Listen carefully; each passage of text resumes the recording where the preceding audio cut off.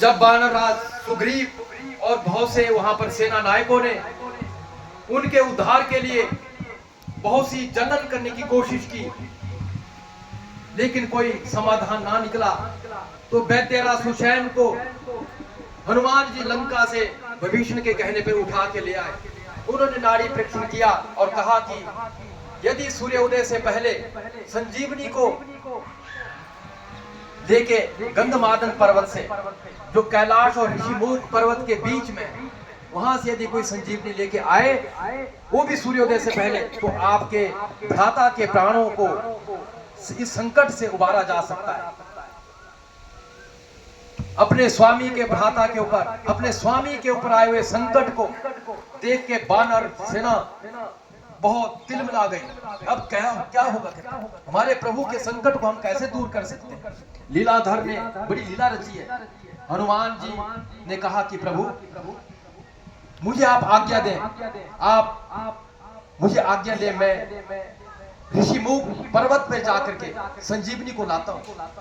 तो रघुवर शिरोमणि प्रभु श्री राम कहते हैं कि कहां ये लंका का एक किनारा और कहां हिमालय, और रात भी छोटी है, कैसे ये संजीवनी वहां से आएगी।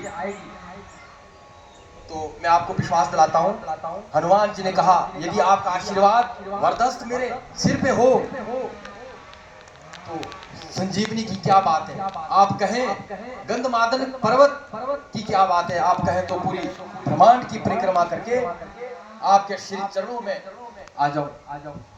तो प्रभु की आज्ञा प्राप्त करके जब हनुमान संजीवनी लाने के लिए हिमालय पर जा रहे थे, तो रावण ने कालनेमी नामक के दैत्य को अर्ध हिमालय में भेज दिया कि जाइए आप किसी भी जतन से हनुमान को रोकें, रात भर रोकें, किसी भी प्रयत्न को करें आप। कालनेमी माया से जो है अर्ध हिमालय में जाकर के अपनी माया से उसने पर्णकुटी का निर्माण किया और वहीं पर प्रभु का सत्संग करने लगा।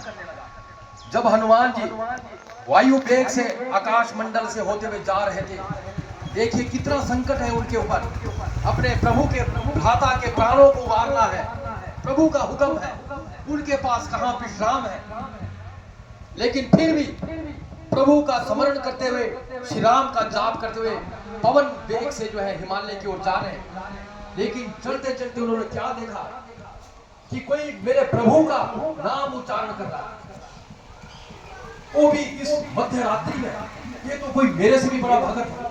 तो देखिए हनुमान ने, उनके ऊपर कितना संकट है। हमारे को थोड़ा बहुत कोई विपत्ति आ जाती है, हम तो बात करने से भी वो करते कि क्या बताना, निकलो यहाँ से जल्दी जल्दी वहां पर पहुंचे और उस कार्य को करें। लेकिन उनके ऊपर कितना बड़ा संकट था, कितनी बड़ी जिम्मेवारी उनके पास थी, फिर भी जहां पर प्रभु का नाम उच्चारण हो रहा है वहां पर हनुमान जी उतर गए, कालनेमी रूपी उस महर्षि के पास आए और वहां पर उनके चरणों में प्रणाम किया, वहां पर सत्संग करने लगे कुछ क्षण। इसी प्रकार याद रखें, जहां पर भी प्रभु का कार्य होता है, आकाश मार्ग से बहुत से देवी देवता अपने पुष्पक यानों पे, रथों पे बैठ के, ज्वाला माता कहीं जा रही अपनी बहना से मिलने के लिए तो भी जरूर रुकेगी, नैना माता, इसी प्रकार छिन्न मस्तिका, यहाँ के देवी देवता इनसे मिलने के लिए आते जाते हैं। जहां पर मंत्र ध्वनि हो रही हो, जहां पर आस्था का सैलाब हो, जहां पर बाबा जी की प्राण प्रतिष्ठा का समारोह हो, वहां पर तो देवता आते ही आते हैं, ये साक्षी बनते हैं इसके। जैसे हनुमान जी जहां पर राम का उच्चारण नाम का हो रहा था, वहां पर उतर गए और उस विपदा को भूल गए। नहीं, हमें कहते थोड़ा संकीर्तन में उतरना है, यहाँ पर प्रभु का नाम हो रहा है। तो इस प्रकार से जहां पर इस प्रकार का समारोह होता है, वो धरती बड़ी पुण्यवान होती है, बड़ी भाग्यवान होती है। कहते हैं जहां पर संत जन्म लेता है वो धरती बड़ी पुण्यवान होती है, बड़ी भाग्यवान होती है, क्योंकि संतों के मार्गदर्शन से हमारा जीवन बदल जाता है।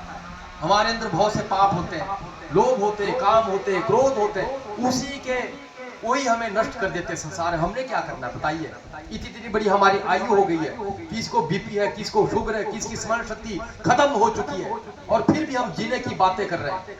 पत्नी हमें तिरस्कार कर रही है, पुत्र हमारी आज्ञा का पालन नहीं करता है, फिर भी हम उस लोलुप्त होकर के उन व्यसनों में फंसे हुए हैं। मैं आपको बताना चाहता हूँ, जब आदमी जन्म लेता है, जन्म से लेकर जितनी उसकी आयु होती है, यहाँ पर बैठे हुए जितने भी लोग हैं, किसकी 50 साल की आयु, किसकी 40, किसकी 30 की, आप स्वयं देख लीजिए आपको कितना याद है, परसों का याद है, एक पिछले महीने